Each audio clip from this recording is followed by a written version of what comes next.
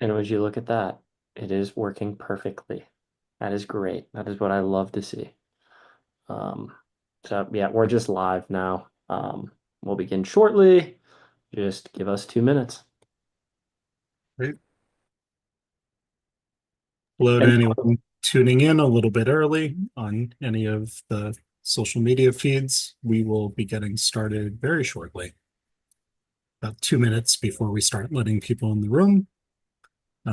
But if you are here early, you're in for a good training. We're going to be going over developing your core message. So we'll be talking all about how to craft clear, consistent messaging that helps candidates to actually connect with their voters.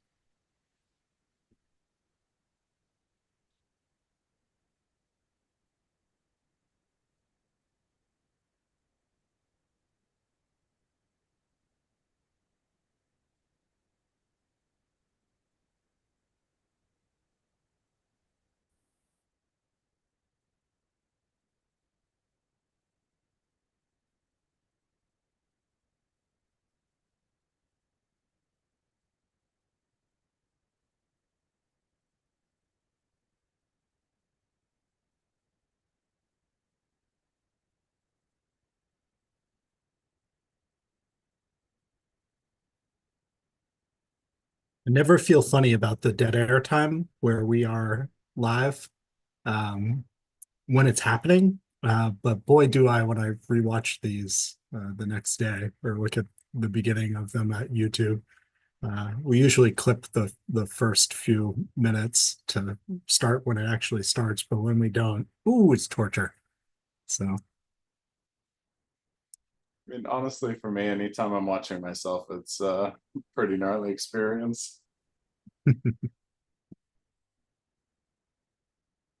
we'll get started in 1 minute and we'll start letting people in.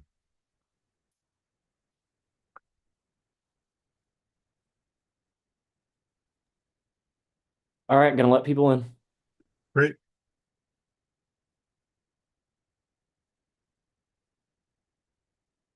Hello, everyone. Welcome, welcome. It's good to see everyone today. My name is Rob Booth. I'm the head of field and mobilization at goodparty.org, and I'll be your host this evening. You can go ahead and enter your name and where you're calling from, and if you're running for office, what office you're running from in the chat. Everyone will be muted on this call, but you can ask questions at any time in the chat, so this is good practice. I'm just going to go ahead and say that I'm in Cumberland, Maine. This is Rob Booth, and I will try to weave questions that you guys drop in this chat throughout the presentation, wherever they make sense, unless I have a secret suspicion that we're going to cover it elsewhere. And we do have a catch-all for questions at the end of this. So, Tiffany, good to see you. Dale, good to see you. We're going to get started in about 2 minutes. We always like to leave an extra minute or two to let folks get here. But today's training is all about messaging. So we'll be talking about how to craft a clear and consistent message that helps you actually connect to your voters.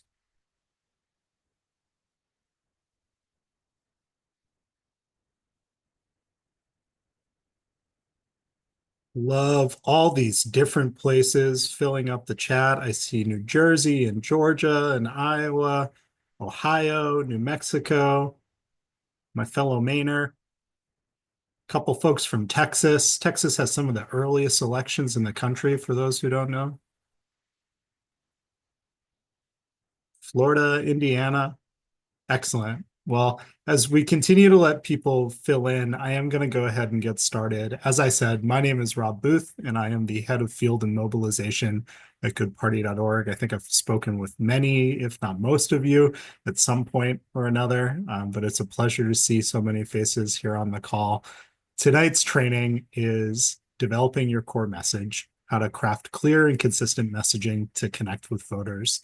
And we're going to cover a lot over the course of what should be close to an hour, maybe a little bit more, depending on how many answers we get to with the Q&A.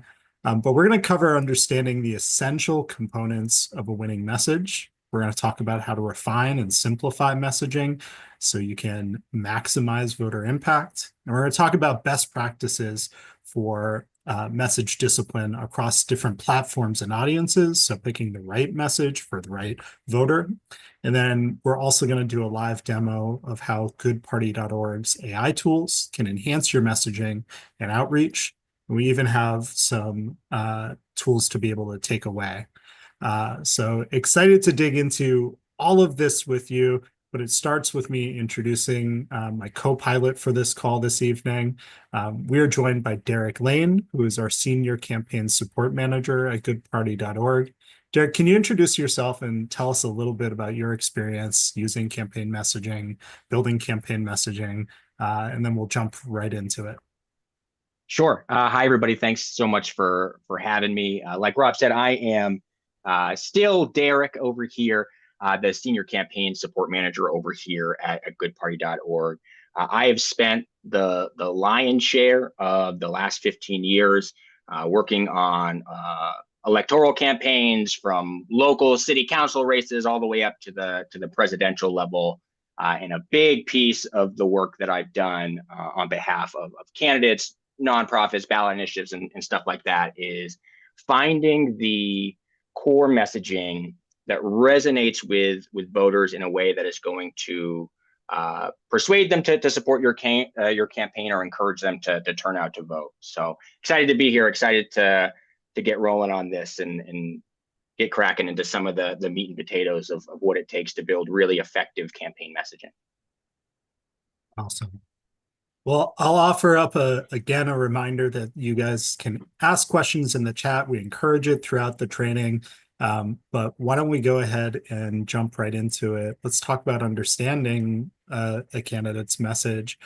Derek, messaging, I know you've said before, is maybe one of the most critical aspects of a political campaign. Can you tell us a little bit about why the message is so important? Yeah. At the end of the day, your campaign message is what people will remember about you.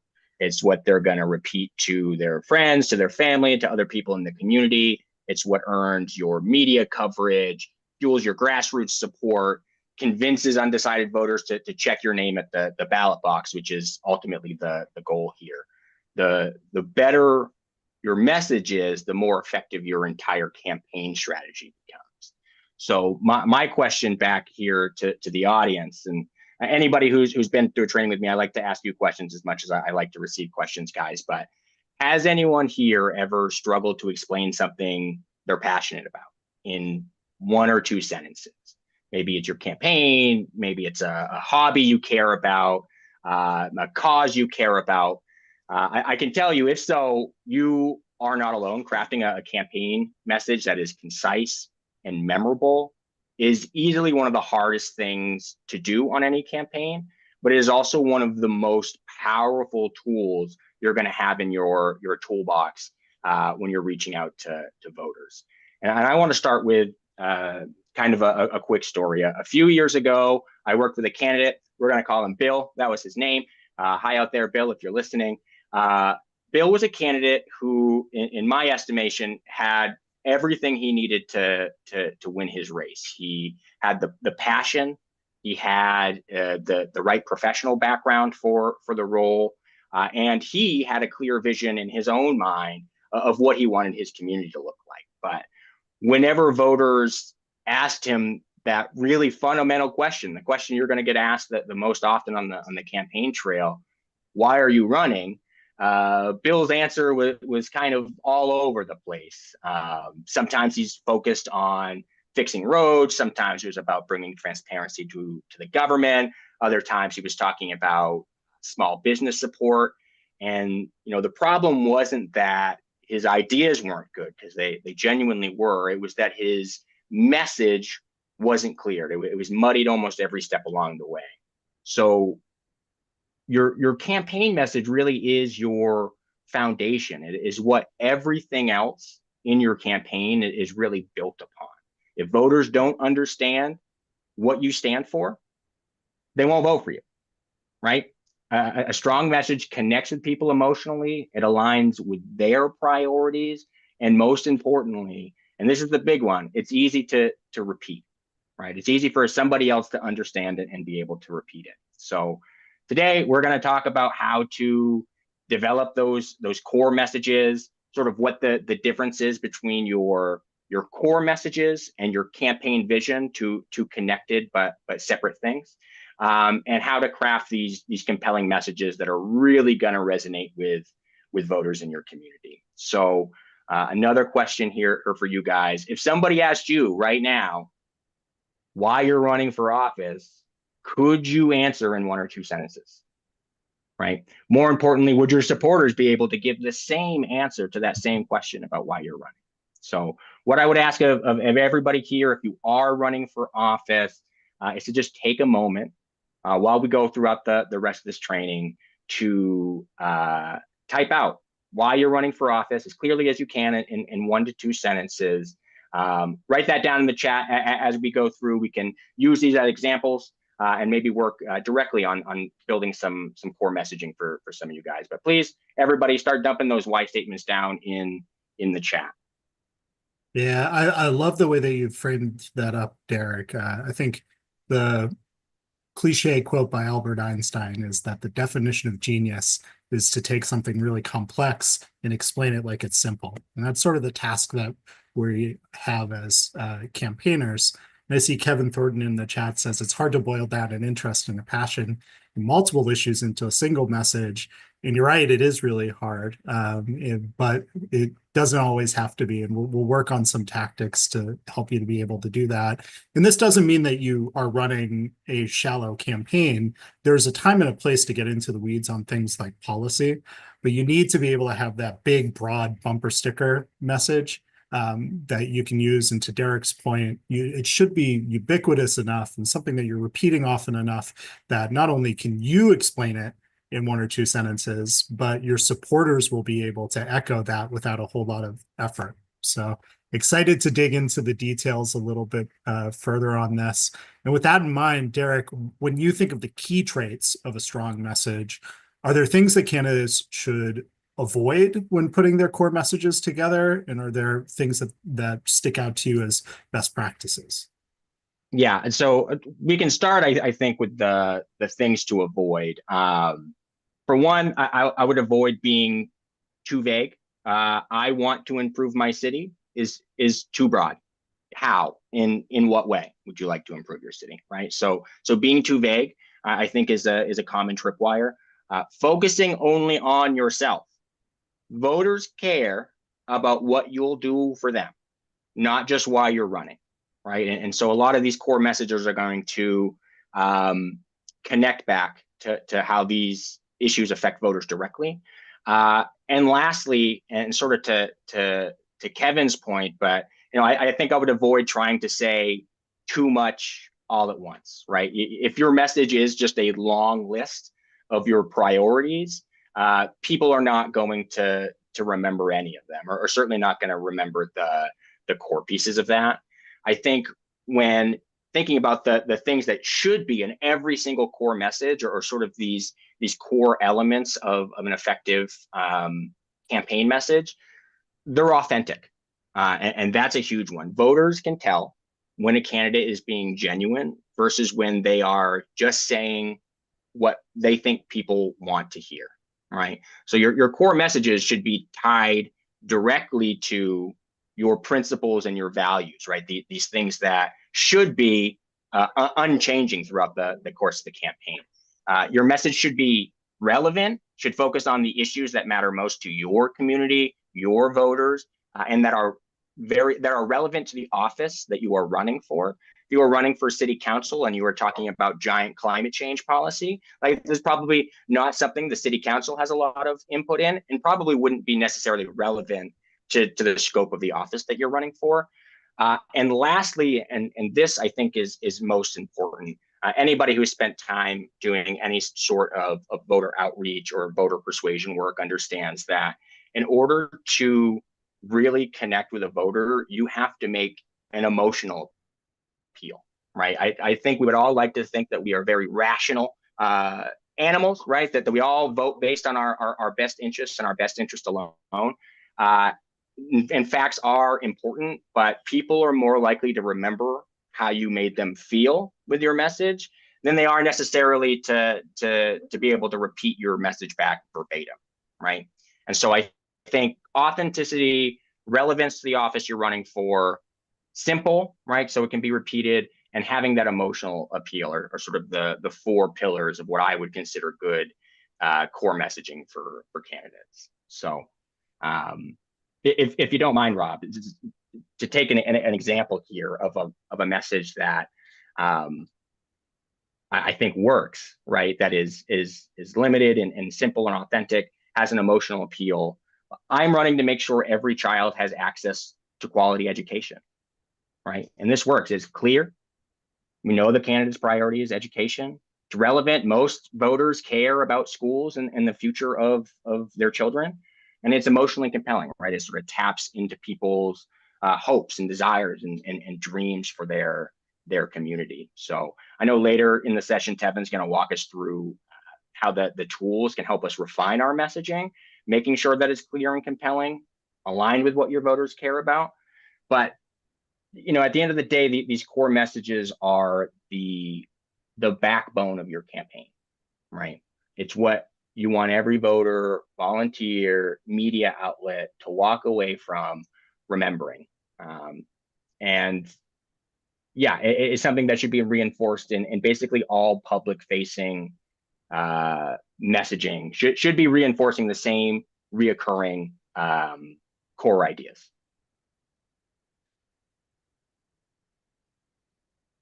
Awesome.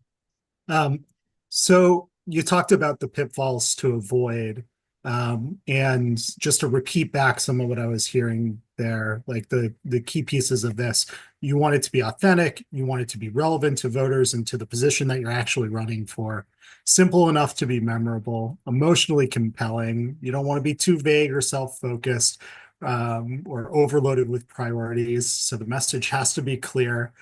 You lead the answer here a little bit, but like, what are some of the best practices? Is there a framework or a formula that you like to use when coaching candidates to develop their core message? Yeah, absolutely. If you are a candidate who I work with on a regular, I know that you've heard me talk about this, but the framework I like to use when I'm thinking about building out core messages breaks down to what I call the 4 Ps, right? Which are your personal background, potholes, pocketbooks, and your prescription, right? And sort of go through that. Obviously, your personal and professional background, right? That's telling voters who you are. The potholes are the problems that you are solving. Pocketbooks is how these things are going to affect these voters personally, how it's going to affect their bottom line. And the prescription, meaning what is your solution to this problem that you've identified, right? And I'll take any questions on that, but potholes, pocketbooks, prescription is, I think, the way to attack almost every single core message that you put together should have elements of this in some form or fashion. So what I would like to do now is I actually have 2 examples, Rob, that I'd like to dump in the chat for folks who are watching with us live here. An example of what I would consider to be good core messaging, and an example of what I would consider to be a little off the mark with this messaging, something that's close but not quite there.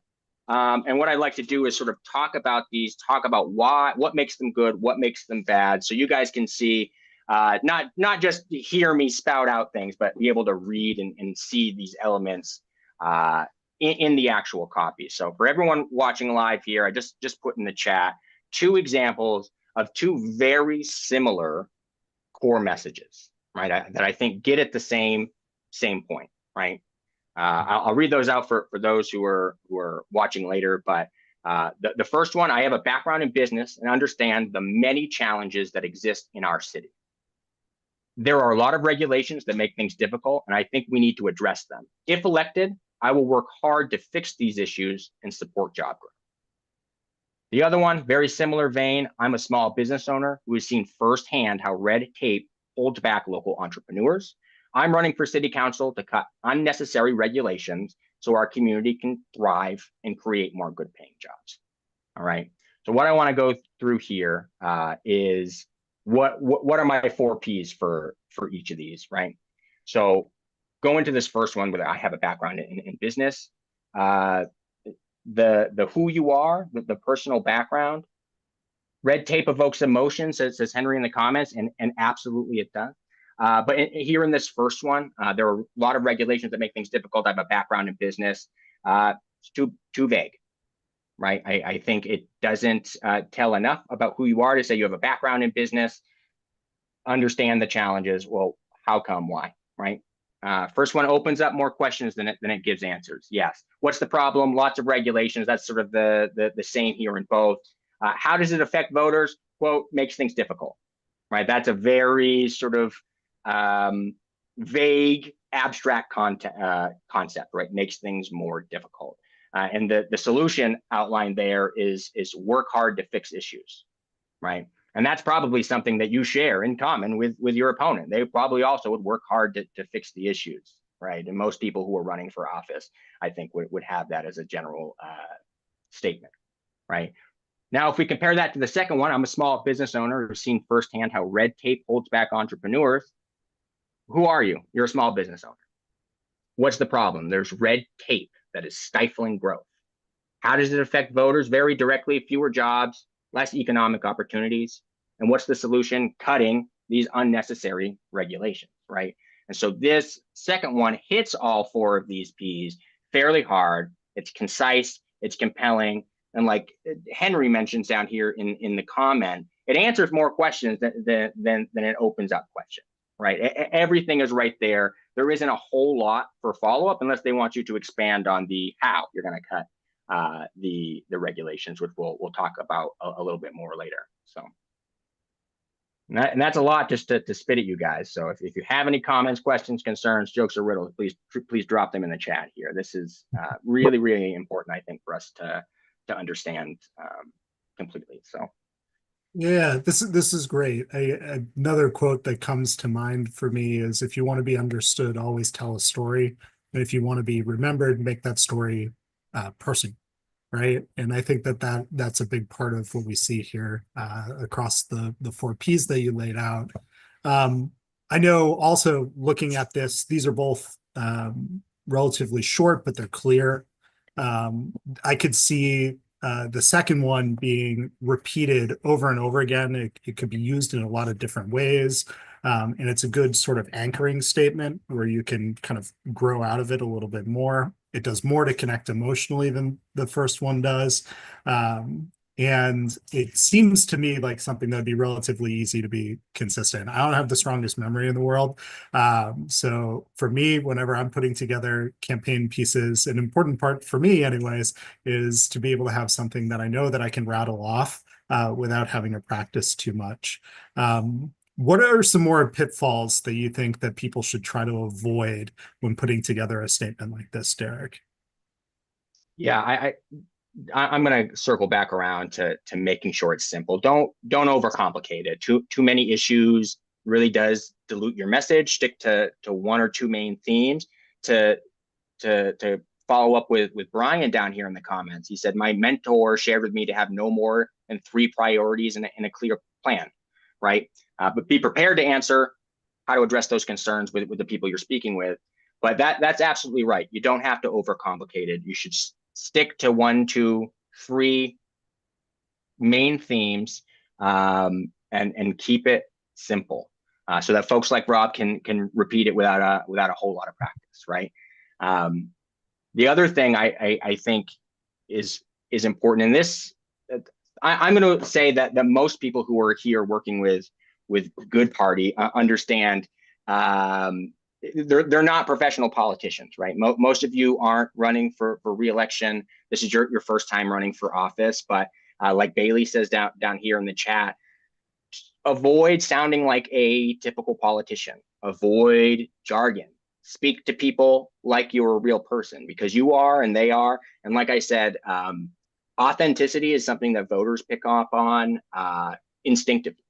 They have incredibly well-tuned pardon my language, BS detectors, right? So I think avoid sounding like a politician. Don't use jargon where you don't have to. And I think again, your message should always be focused on the voters, how the things you're talking about affects them, how it's going to affect their life, how it's going to improve their life, how it's going to improve the community that they live in. It should always be focused on the audience, right? The voters who are going to vote to elect you to represent them. So Yeah, I really like the comments in the chat here. They could almost be prompts that a prompt engineer would use with Good Party's AI tools. Make sure that the speech avoids negative talk and jargon and unrealistic expectations. And later, Tevin is going to show how goodparty.org's messaging tools can help you to refine your core message to make it clear and avoid some of these pitfalls. We have some best practices built in, but we also give you the ability to fine tune whatever message you develop along here. I see Bailey says acronyms. Yeah, we like to try to smash acronyms and get rid of the language that might confuse people. So now that we have a formula for a strong core message, I want to make sure that we talk about how it connects with voters and how it can feed the campaign vision and really drive a campaign forward. So you mentioned the core message and the campaign vision at different points here. What's the difference between those two ideas, right? Core message and then the campaign vision. Yeah, they are, like I said earlier, they are connected parts of your campaign. I think if you think of your campaign core messages as your top line issues in soundbite form, right? It should be clear, compelling, repeatable, right? If a voter can quickly repeat your message after hearing it once, that's a core message. Think of these as the top issues. I'm pro-union, pro-environment, right? Easy core messages, okay? Your campaign vision is the story and strategy that gives voters a reason to believe in you and your ability to lead. And they typically provide more context around your goals and how you'll achieve them. That's your campaign vision. So to really distill it down, core message, that's your soundbite. That's the what you want to do. The campaign vision is your nuance, right? It's the how you're going to do it once you're elected. Awesome. Does that make sense? Is that clear enough? This is, I think, one of the more complicated sort of like divisions because they are so closely related. But core messages are your tent poles. Campaign visions your top. I think another way of thinking about this would be one of these, the campaign message is sort of the thesis statement, whereas the supporting paragraph is that campaign vision, that deeper level of nuance. Some of the best campaign messages that I've seen have invited the question why and how, and the vision has been how you actually answer those things. Would that be fair to say, Derek? Yeah, I think you hit the nail right on the head. I mean, I think, ultimately your campaign vision is going to answer 3 questions. And if you can answer these 3 questions, chances are you're in campaign vision territory. But where we are now, like what's wrong or what needs to change, where are we going, sort of what's your long-term goal for the community, and how we get there. The how we get there is the biggest difference. But that's sort of outlining the very specific actions you're going to take to support these ideals and principles that you're putting out in your core messaging. Great. So I know that you wanted to do a little exercise where you can build your campaign vision off of your core message. Do you want to go back to that kind of strong core message that you put in the chat before and walk us through how you do that? Absolutely. And what I'm actually going to do is, I don't know about you guys, but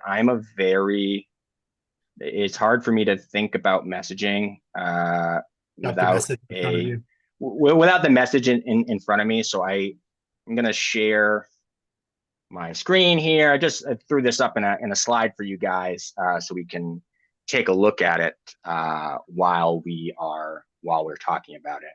Let me move my little Zoom box over here so you guys can see the whole thing. But this is our core message. Oh, where'd it go? Here we go. I'm a small business owner who's seen firsthand how red tape holds back local entrepreneurs. I'm running for city council to cut unnecessary regulations so our community can thrive and create more good paying jobs, right? So let's talk about how we're turning this into a campaign vision, right? It's going to require us to sort of lay out the where we are, where we're going, and how we get there. And we can use this core message as the template, right? We can find the spots we need to expand, and you guys can see exactly sort of how we get from this to something a little bit more robust that's going to explain some of the nitty gritty about what we're trying to do. All right. So I'm going to flip this over. I'm going to say, you guys don't have to read it all at once, right? I'm going to go through this. But if you scoop me a little bit, it's not going to hurt my feelings. And I'm also going to how do I, you guys can see You hit how the often slideshow button. the slideshow button, the great one that's a slideshow. All right. Thank you, Rob. So again, we've got this core message here at the top. Step one, okay, we're going to identify the problem. Okay, the problem that's laid out in this core message, in this thesis, right, is that small businesses are struggling due to excessive regulation. Here's a little bit of an expanded explanation, just some sort of expanded language around that. And this is kind of what you're going to be doing with all of these little sentences in your core message, is sort of expanding them out a little bit. Define the goal, where we're going. The candidate wants to cut unnecessary regulations. And the path here is the candidate will act to cut regulations. Specifically, I will work to eliminate outdated, excessive business regulations, streamline the licensing process, provide incentives for local entrepreneurs, right? Then you can see that we've created this vision. Could be something we would put on the website, something maybe we would put on our palm card, or something if we were talking to a voter who was particularly interested in this, we could give them this campaign vision around how we're going to deal with how we're going to improve the climate for small businesses here in our made up town, right? So you can see here, this is more or less what we had in that core message, and you can see step 1, 2, and 3. I realize you guys can't see me pointing at my screen as I do this, but I sort of color coded this this sentence for you guys, so you can sort of see how we go from that core message all the way out to this campaign vision. But still, like the core message, this is concise. It is clear. There's not a whole lot of extra room for extra words or extra thoughts. Exactly what we need to sort of expand on this limited idea of, making cuts to unnecessary regulation, right? This is a very specific policy plan to address that. This would be considered part of your campaign vision.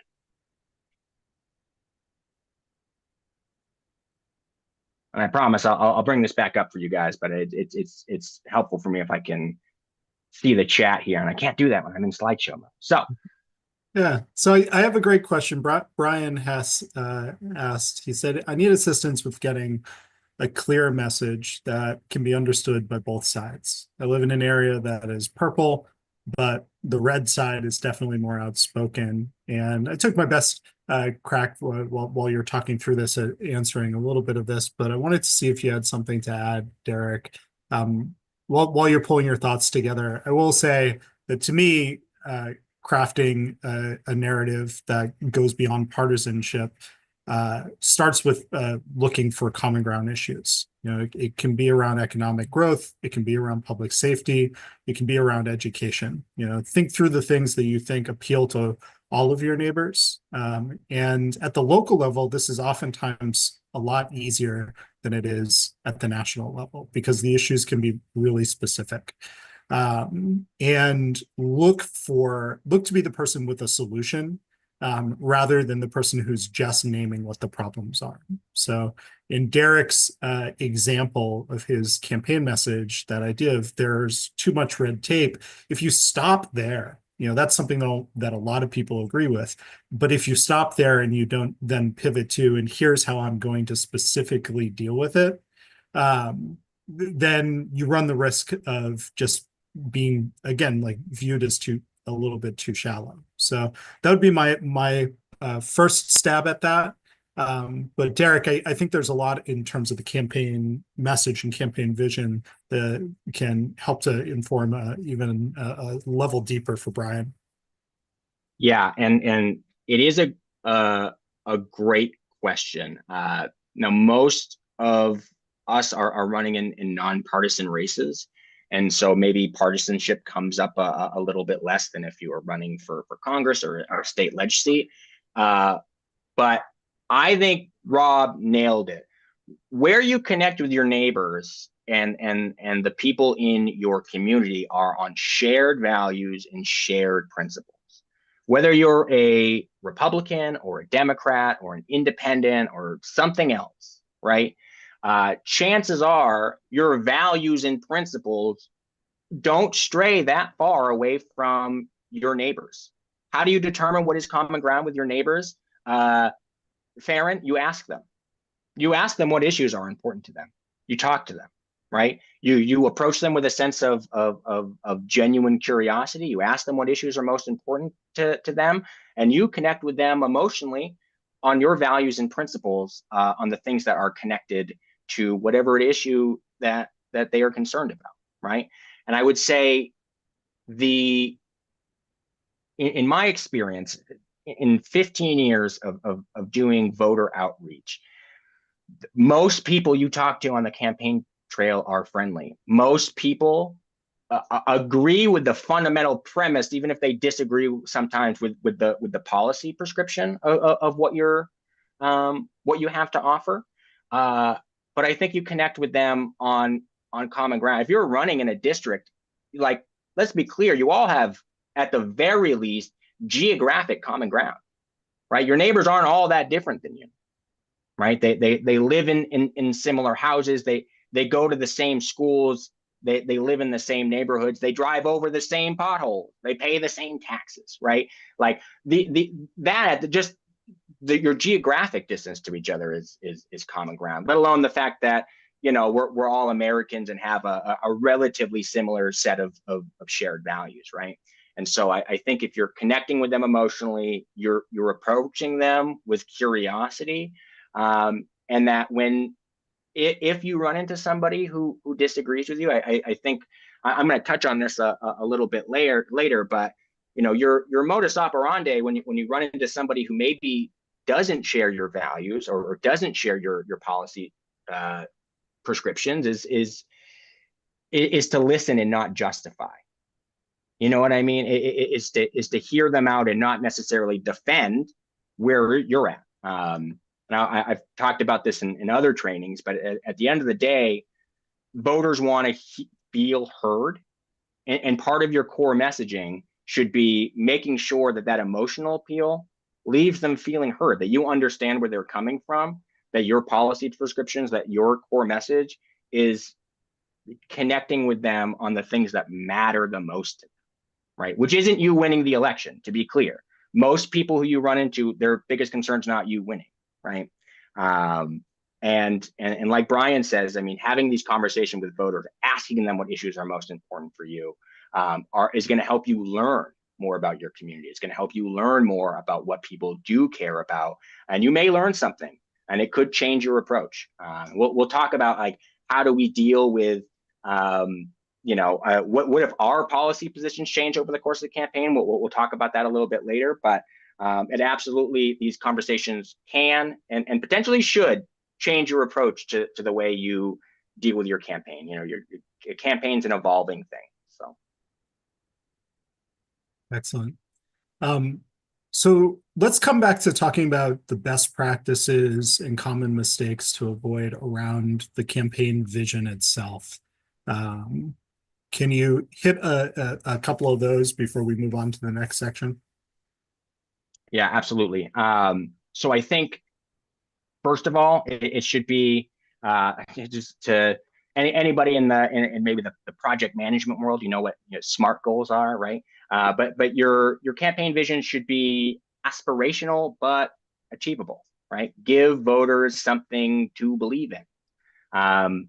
It should be consistent. Your policy proposals, your speeches, your media interviews should all align with the campaign vision that you're setting out with at the start. Using personal storytelling to connect your vision to your lived experiences or to real stories of people in your community, I think is an exceptional way to get your core message across. I think it's really important when you are communicating your campaign vision to be clear about the stakes, right? Help voters understand why this election matters and what's at risk or what they have to gain, from the outcome of this election. So the pitfall is very similar. Don't be making vague promises. I'll fight for a better city isn't enough. Okay, it immediately begs the question, well, how? What's your plan, right? And that's not in a position you want to be in. Ignoring the voter's role, again, framing your vision as something that involves the community, not just what you'll do alone. Most of us are not getting elected to a school board of one where we get to make all the decisions, right? And so you have to think about how it's going to affect your community. And I think if you're not connecting the dots for voters, if your messages and your policies don't align, voters are going to notice, right? If you're out there saying, I'm for increased public transportation and all your policy proposals are about cutting public transportation, somebody's going to call you out on that. It's disingenuous. It's dishonest. And like I said, voters have an incredibly well-attuned authenticity meter. So. Awesome. So to really recap it, the campaign message is that short, repeatable statement. This is what we went over when we said, I'm running for city council to lower housing costs and make sure that every family in our community can afford a safe place to live. But the campaign vision is a little broader. It's a little bit more of the long-term goal. It's where you get into the weeds a little bit more. And it provides more of a roadmap to what change would look like. You're providing a vision of what the world will look like when you're elected and when you've made good on all of your promises. So that would sound more like our city should be a place where working families can thrive, not just get by. And that's why I'm committed to expanding affordable housing, cutting unnecessary fees that drive up rent, and investing in smart development to keep our neighborhoods accessible and livable for everyone. It's basically the same statement. It's just one of them is sort of that short bumper sticker version that you could say in 20 seconds to every single person you shook hands with. And then you have the longer version for the person who stopped to actually talk with you, right? So you have that sort of supporting paragraph that you're able to get into to provide that roadmap forward. Because there are a lot of different ways, the 20-second stop, the whole minute conversation, the 3-minute ad that you end up putting up on your Instagram. There are a lot of different sort of messages and uses for both of these tools. For candidates who are looking to communicate with voters, Derek, how important is it to remain consistent across that messaging through all these different channels, and how can they do that? How can you stick to the message, so to speak?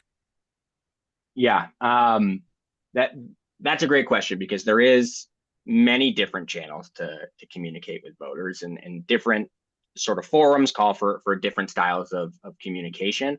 But at the end of the day, like Rob said, you want that core message and the campaign vision to be consistent across all of these channels. Inconsistent messaging, I mean, to be quite honest, makes a candidate seem unfocused, untrustworthy, unprepared. If your messaging is inconsistent, people are going to fill in the gaps with their own information, and that's risky, right? At all times, you want to control the narrative about how people think and talk about your campaign. So consistent messaging builds that trust. It increases recognition, right? The more people hear the same message, the more they remember it. That's why we recommend the best practice over the course of the campaign is 5 touches from your campaign for every vote you want to win. Repetition really is the key to internalization. And consistency is going to strengthen supporter engagement, right? When your volunteers and your donors can easily repeat your message, they become better advocates for your campaign. which is what you're going to need. Not everybody's going to be able to knock on 3,000 doors by themselves. They're not going to be able to make 10,000 phone calls, right? You're going to need a team of folks around you, and having consistent messages to help them be more effective in helping you manage your campaign. And there is something I do want to be super clear about, because this is something I get, one of the frequently asked questions I get from the candidates I work with all the time. But staying consistent on your messaging does not mean saying the exact same words everywhere. Okay, it means making sure that your core message remains intact while adapting to these different platforms and audiences, right? Not saying exactly the same words, but it is saying the exact same themes. How you say that, what you focus on in the campaign vision part of that is going to be very determinant on where you are, who you're talking to, and sort of what the context of this conversation is. So if we are, a candidate focused on expanding public transit, right? In a stump speech, I might be a little more verbose than I'm going to be in an elevator pitch to somebody at their door. In a social media post, for the most part, with limited character count, that's going to be almost a straight copy paste from what our core message is, right? It can be a little bit shorter. We don't have to expand so much because it's a social media post. And the same with like website messaging, where you have the ability to go a little bit more in depth with your campaign vision. You don't have to worry about character counts. You don't have to, like in a stump speech, you have to worry about how long the speech takes and keeping people engaged, right? Where on your website, you don't have to worry about that. Voters can sort of read it at their own pace. So the messaging stays the same, but depending on who you're talking to and how you're talking to him, the framing and the tone shift depending on the platform. So lots of good chat popping off in the chat here that I want to elevate to you, Derek. One of the questions I saw here is it inconsistent if your views change over the course of a campaign? No, I don't think so. I think that if you change your opinion over the course of the campaign, one, it shows a level of empathy and like ability to learn, and it shows that you're not so closed-minded. I think there is a correct way to go about communicating your change in opinion. And that essentially comes down to acknowledging it and reframing. If your message evolves due to new information or shifting priorities, just be upfront about it. Explain why the change is happening, how it aligns with your campaign's values and vision. Because at the end of the day, voters respect honesty far more than they are going to respect you dodging the issues about why your opinion changed. It's honestly, one of the biggest errors I see is when people get called flip-floppers, when they have had like an honest evolution in their understanding of a topic. And instead of like just owning up to the fact they used to be wrong and now they feel they're right, they say, no, I've always been on this side, right? And just people see through that.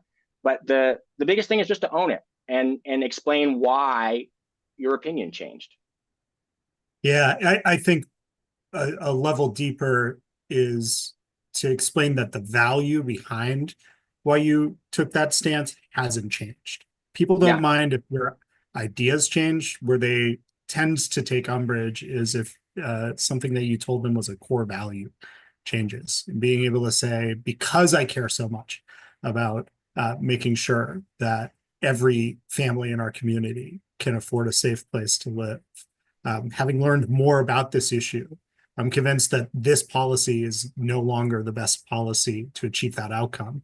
So instead, I'm focusing my efforts on this, right? So that would be a way to authentically address and own and then explain the new stance that you're taking. Another question here, Sheila asks, is social media overvalued in terms of campaigning and as a way of messaging? And Derek, I'll let you take that one first. Yeah, I wouldn't say it's overvalued. I think it has significant value for campaigning. It's certainly a good way to get your message out to a very broad audience. It might not allow for the same level of, targeted nuance that you get with, targeted text messages or targeted door knocking efforts. But I think it isn't overvalued for sure.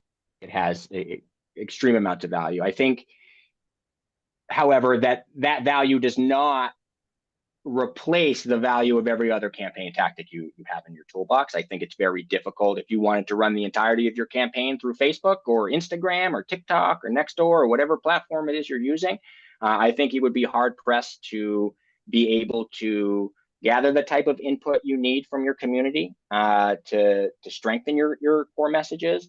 And I think it takes away on some level, significantly reduces your ability to connect to people emotionally that you do get very inherently by being at their doorstep and talking to them and being a human being instead of a computer screen. But so to double click on Kevin here, social media isn't overvalued. It can be over relied upon.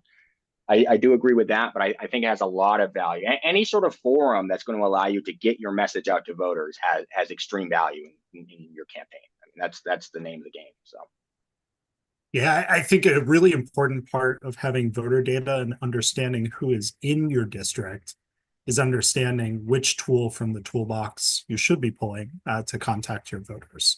It's called a toolbox because there are different tools for different jobs, right? Sometimes you need a screwdriver, and if you try to use a screwdriver for what you use a hammer for, probably going to get into a little bit of trouble, right? And if it turns out that your district is full of people who are not online, campaigning online is probably not going to benefit your campaign.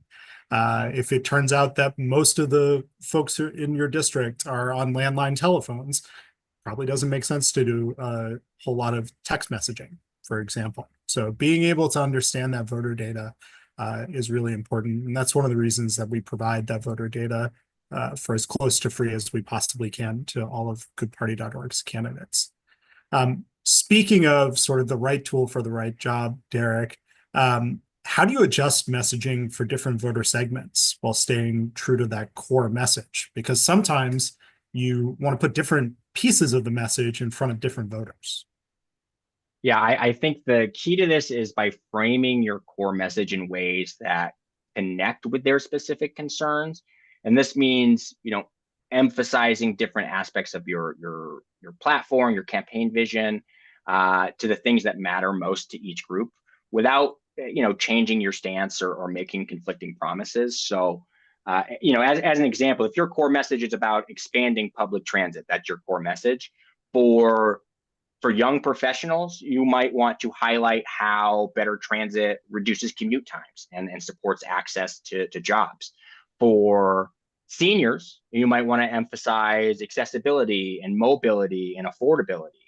For someone who says environment's their top concern, right? You can focus on the sustainability benefits of reducing traffic and emissions. So I think the key is to adapt your framing, not your values or commitment, so that every audience, hears a version of your message that resonates with them while staying, fairly consistent to your core theme and vision. I think that began to scratch a little bit at this, but Sue had asked if you could please address messaging based on demographics. You did a little bit of that, but I wonder if you can go just a little bit deeper. Let's say, you're that same housing candidate who really cares about housing, and you know that your district is split between people who are 18 to 35, and then you also have a high population of voters who are over 50. How would you take that core message and sort of pitch that to those two very different age groups, for example? Yeah, I think first of all is finding out for these age group, the 18 to 35, 36 and above group, what issues are compelling to them, and that's going to take a little bit of outreach. But I can tell you, just generally speaking, on thinking, well, what do young folks care about when in relation to affordable housing, right? It's having a place to live, right? And in a time when home ownership amongst that group is extremely low, that is an aspirational message for them. Where for the older folks who maybe already are homeowners, I might focus in on widening the property tax base to lower their property taxes, right? You do that by getting more homeowners paying property taxes into the system.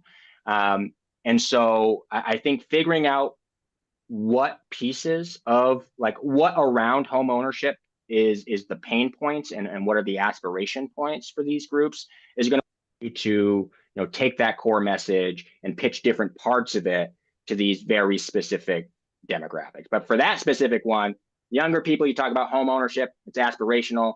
Older folks, you're talking about property taxes. Yeah, I think that's exactly right. With the older voters, you're still talking about all the people who live in this district have a fundamental right to affordable housing. And I might even look at it from the angle of seniors shouldn't have to leave their community because housing costs keep rising. They shouldn't be priced out of living in a community that they helped to build and make thrive. And young people shouldn't be stuck renting with no path to home ownership. That might be a way to look at the same core message of affordable housing and apply it to those two very different demographic sets. I hope that's helpful, Sue. Looking at this chat here, how should I adjust my messaging for a district with many senior citizens and voters who are frustrated with the current city councilor's performance? Great. See some good Talk advice about it. in the chat. Yeah. I'm going to lift up Henry's response, which has identified 2 or 3 specific gripes that seem to have lots of common ground among the segment. Be sure to incorporate sort of your solution for the campaign. Yeah, I think that's a solid place to start. Derek, do you want to tap in on that as well? Yeah, I mean, if there is already widespread negative sentiment, it doesn't have to be against an incumbent or anything else. It could be on a particular issue. Tap into that. Like absolutely. We worked with a very successful candidate out in California last year. His big thing was down some city park. A lot of people were up in arms about it. He was the city park guy. You know what I mean? He was able to tap into that frustration from all these people in the community who were really hoping for this park that they had voted on before and the city council didn't authorize. And he made that the cornerstone of his campaign, understanding this is what in my community is getting people fired up. How can I use my values and my campaign vision to not co-opt, but amplify the concerns of these residents and give them a place in his campaign, right, to carry out the action that they wanted, which was getting the park in town. So he did a great job, I think, of connecting. Elect me, we'll get the park done, right? And so I think the more you're out there talking to folks, the more you're out there connecting with voters, the more you identify what these pain points are. Like, feel free if you find out, hey, I'm talking about public transit, but everybody in town is talking the roof on the school. Start talking about the roof, right? That's the issue that's resonating with voters. So whether it's positive resonance or negative, irritated resonance, all of that are all of those emotions are powerful enough to convince somebody to go out and vote, and more specifically, go out and vote for you. Derek, can you talk a little bit about how candidates can test their message with early supporters and advisors, and how you can pressure test your message throughout the campaign for that matter? Yeah, I think candidates can test their message with early supporters and advisors, really just by gathering direct feedback, kind of observing reactions and refining their message based on sort of what resonates within their core group of folks. I think that the most effective ways to do this early on without, I'm assuming nobody here is dumping tens of thousands of dollars into messaging focus groups for your races, but the first thing I would do is hold a kitchen cabinet meeting, bring together my friends, my mentors, my advisors, and just lay out what my core messages are and ask, do these feel clear? Are they compelling? Can you repeat them back to me? Right. I think you're going to be doing a lot of testing, especially if you're launching a door-to-door campaign with sort of testing these messages in one-on-one conversations. Feel free to like share your campaign messaging casually with your friends in conversation, and just pay attention to what gets people nodding, what is getting people to react, what is begging follow-up questions, right? You can watch for that enthusiasm and excitement or skepticism, and you can use those reactions to really tell you what's working and what's not. And like I said earlier, listen, don't just defend yourself. Instead of justifying your message, just ask questions. Does it make sense to you? Does it feel relevant? What would make it stronger, right? The goal is to refine and hone the messaging with this early group of folks, not just convince them to be on board with what you're saying. You Does that make mentioned sense? that you mentioned that inner circle. That makes me wonder, how can you leverage that inner circle? And just in general, how can you build early momentum around your core message? You find something that you think that is really going to work. How do you get that message off the ground? Yeah, you're going to be tapping back into that close group of inner circle. Get them to start amplifying. You get them aligned on your message, and get them amplifying it on their own, ideally. You can host small events and listening sessions. I love a good house party. Okay, if you're running for office, it's not a huge lift to get 10, 15 people in a room and talk about your core your core themes. Gather supporters for early house parties, town halls, coffee chat with candidates. I've seen a lot of folks doing that this year. Sort of less formal, more casual settings where you're going to be able to introduce your message, get some honest feedback, and refine it maybe before your broader campaign launch. Develop a strong online presence. Like I said, it has a lot of value.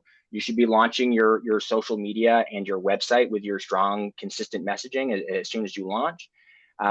And you should be leveraging storytelling. This is something I think the absolute best political orators do, like sort of seamlessly, but being able to share personal stories that illustrate your message and your themes and your vision, that connects to an authentic, relatable story, makes your message significantly more memorable and significantly more shareable. And then just back at the top, encourage your supporters to repeat your message. I'm going to repeat it because it's so important. You should be asking your supporters to be boosting your campaign themes. So if you are just launching a campaign and you're looking to build that online presence, getting a group of 5 to 10 people who volunteers who are willing to share out, repost, tag all of these social media things that you have going up across your various platforms can be huge to just getting that initial sort of organic outreach that needs to happen for your page to start growing. So Awesome. Well, thank you, Derek. This seems like a perfect time to introduce Tevin Bell from our product team here at goodparty.org. I see some comments about AI in the chat. I'm glad that we have an AI-friendly group. Tevin is going to give a guided demo on how you can use our AI campaign manager to be able to build, hone, and package a core message, as well as how to leverage voter data to help shape and personalize your message and get that message to the right voters. So without further ado, I'll let Tevin introduce himself. And Tevin, feel free to take over the screen.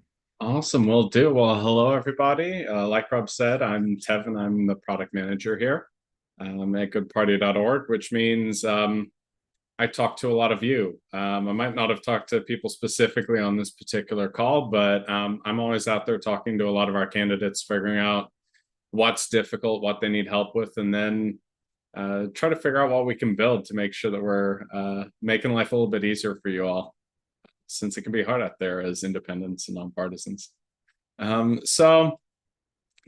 I've got a little chat here that I've put together with our AI assistant that goes over a lot of the stuff we talked about and will really help you if you're not quite sure how to get started.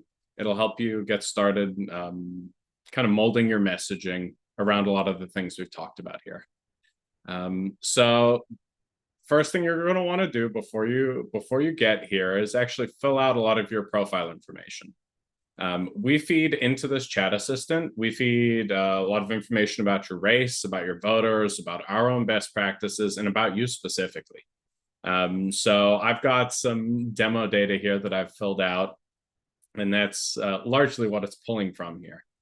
So there's a couple different ways where tools like this are really, really helpful when you're trying to formulate your messaging. And really the one that hits me the most is writer's block.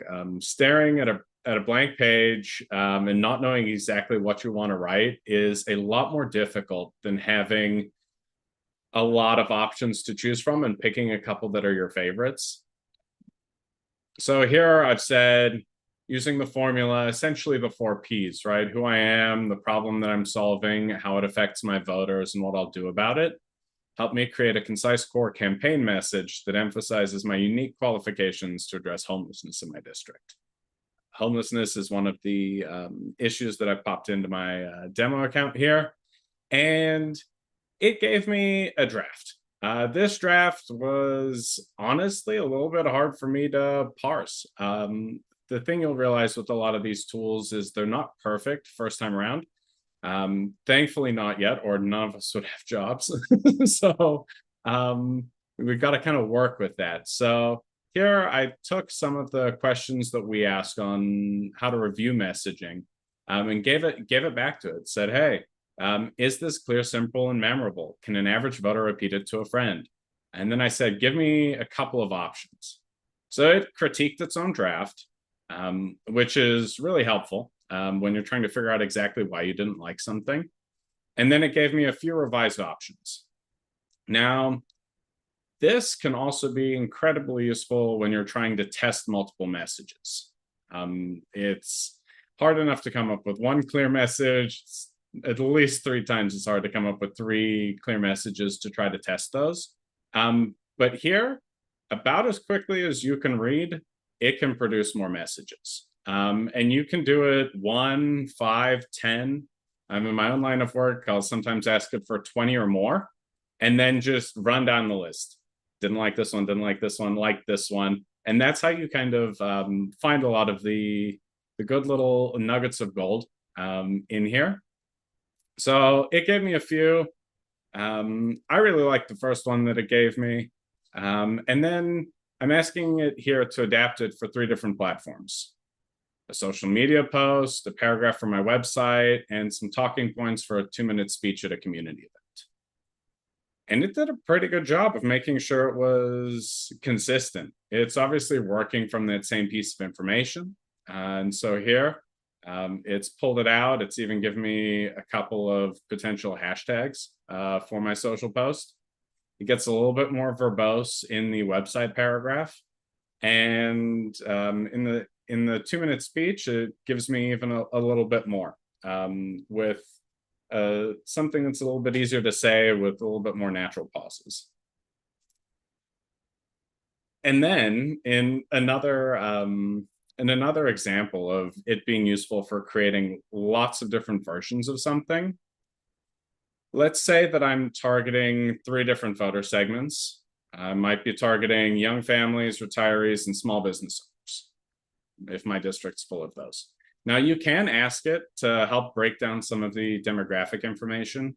If you're just on the free version of our tool, it'll have a little bit less in the way of demographic information. And if you're on our pro version, it'll have a little bit more. But you can ask it to give you those numbers and start to think through exactly how you target. But then here, like Derek and Rob were talking about, for young families, I might be addressing homelessness and housing availability.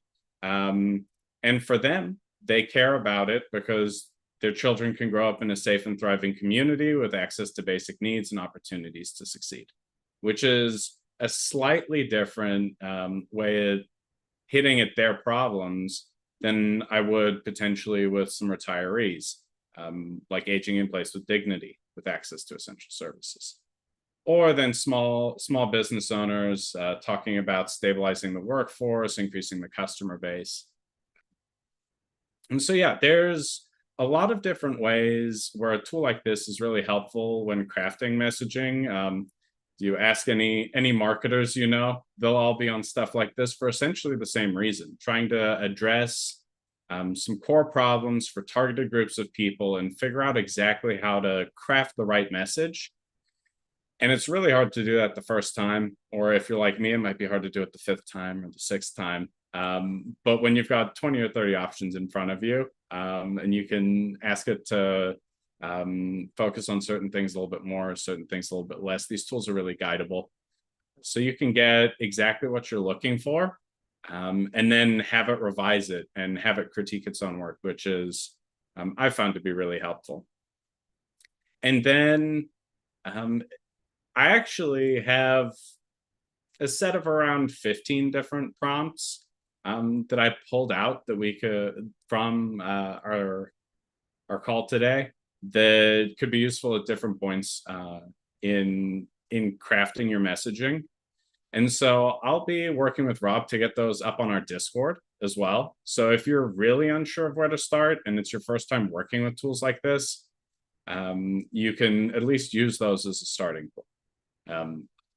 These tools are a lot easier to use than I think any software in the history of humanity. You just type in your thoughts and let it go, almost as if you actually had staff for an intern, which is a luxury that I know a lot of you do not get.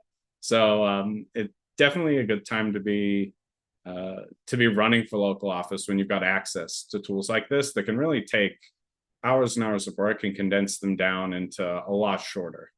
And like I said, if you're really unsure or uncomfortable on exactly how to start, I'll be posting a lot of good starting points on our Discord, like Rob posted, probably tomorrow.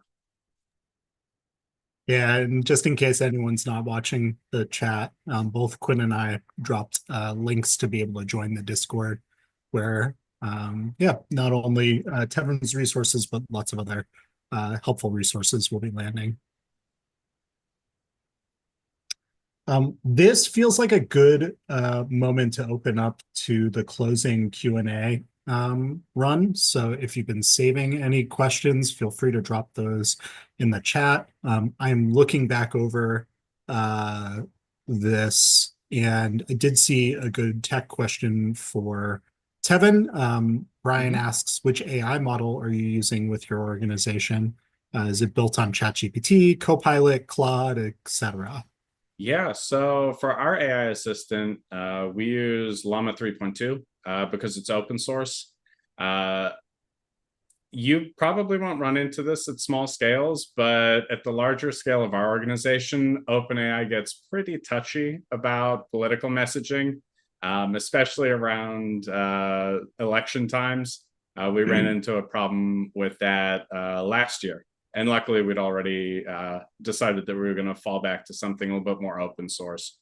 And yeah, it's a great model. Definitely works for this use case really well. Awesome. And to be clear too, the campaign AI manager, that's included in the free tools. Oh yeah, that's available for everyone. The voter file data and some of the texting services that we do, that's what we charge $10 a month for. There was a question about how much do we charge. And again, we do that because legally we have to charge something for those particular services, and that is the lowest number we're told we're allowed to do that for. Sylvia Brown asks, is it auto renew or is it self renew when you sign up for this? Derek, do you know the answer to that? Oh, I do, if y'all need it. So Sylvia, it is auto renew. You sign up and it's $10 a month. But we do automatically cancel on your election date. So we're not charging you after you get elected. It's not something we're trying to do. Like Rob said, we'd give this away for free if we legally could. So we're not trying to make money off of you. The second your election date hits, we cancel that subscription for you. Awesome. And I think that's all the open questions that I currently see. But if anyone has questions around messaging, we'll stick around for another 5 minutes for questions that might get dropped here. And Sam, I see your comment about having an issue with the Discord link. We'll have Quinn drop that again. We do have a survey that Quinn is going to pop up to get some feedback on this training. We'd love some responses on that. This helps us to fine tune the trainings that we put together every 2 weeks for you guys. As a reminder, we are going to stay on the theme of messaging for another week, and we're going to do a deeper dive into messaging and communication. We're going to talk explicitly about personal storytelling and coalition building in 2 weeks from now. So that will be on the 3rd. So looking forward to that.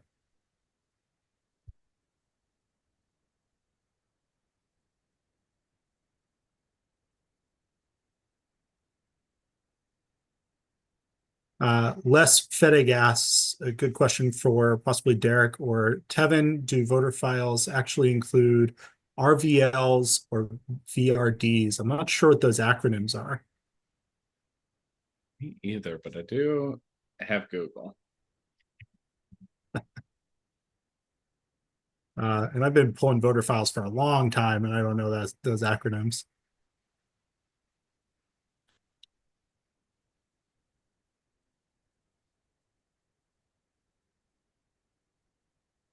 Sheila asks, how do I find a recording of any of the previous trainings? Those are all in the Discord.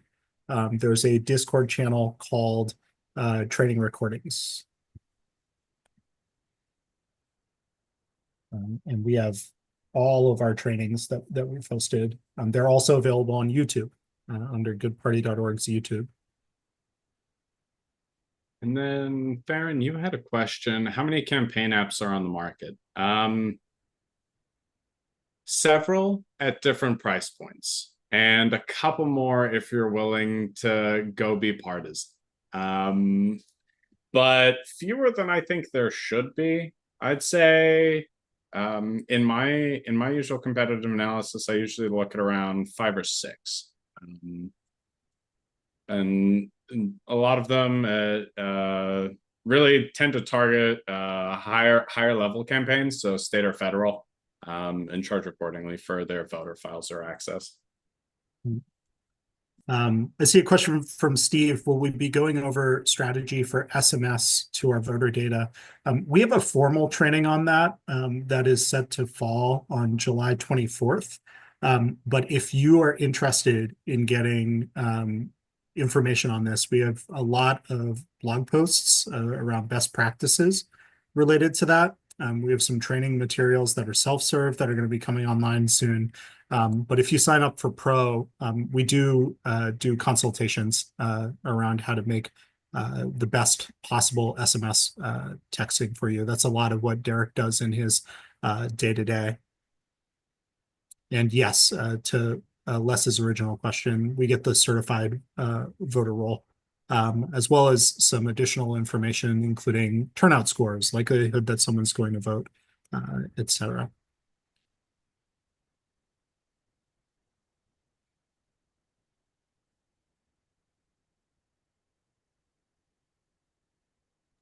Let's see. I see a question here from Chinmay. How do I create a traveling sales using a Maps apps and voter data file for door to door?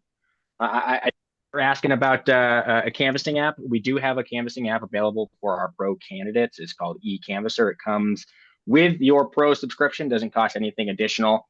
And that would be something you would connect with your assigned political team member, then get you set up on eCanvasser, and give you strategies on how to make the most of your time out knocking on doors.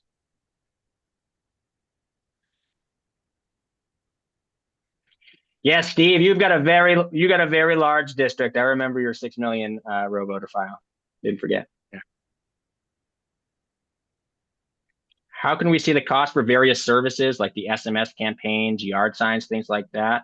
That's a great question. If you are in your goodparty.org dashboard, let's say you wanted to schedule a text campaign and you're a Pro member, You're able to schedule that right from your dashboard. You'll be able to type in what your budget is. It will tell you how many texts you will get for that budget. Where on the site is eCanvasser? Yeah, we can connect tomorrow, and I'll get you set up on eCanvasser. I'll shoot you an email when you connect. Let's see.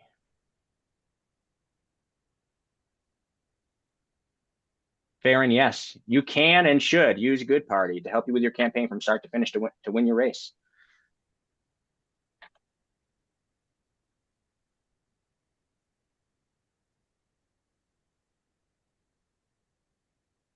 Let's see.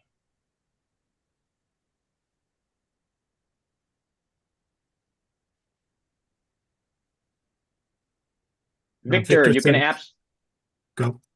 Yeah, I was gonna say, Victor, you can go ahead. You can email your team member directly to get you set up for eCanvasser. You don't need to meet with them. Absolutely, they can help you over email. What do you percentage projections based on? My district is low, like 10, but ProPath to victory projected an 81% turnout. That sounds incorrect. I'm gonna tell you, Sam. An 81% turnout is exceptionally high. And so I will investigate every once in a while. There's a little bit of a discrepancy between how our data stack and our product describes some of these races, and some things can get dropped in there. So I'll take a look at your path to victory. We'll get you straightened out.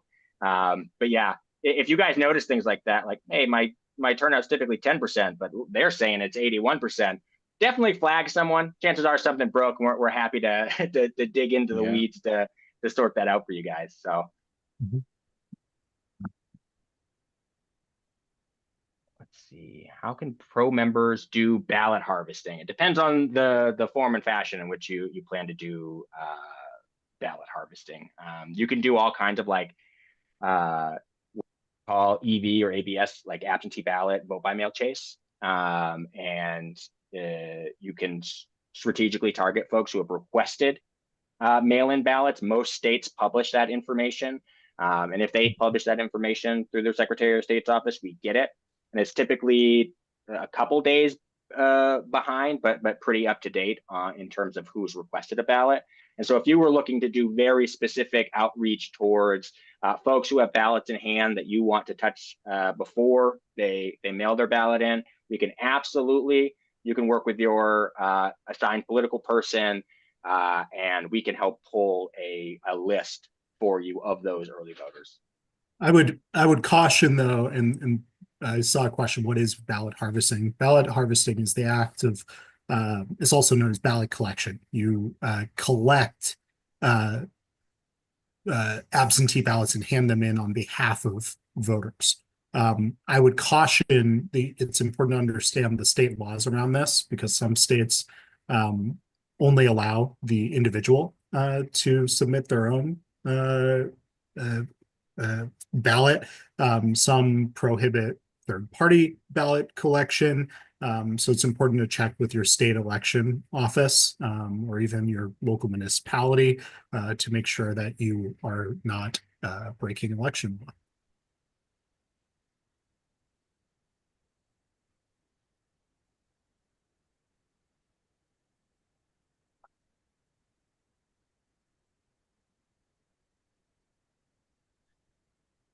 All right. Well, I see the questions coming to an end here.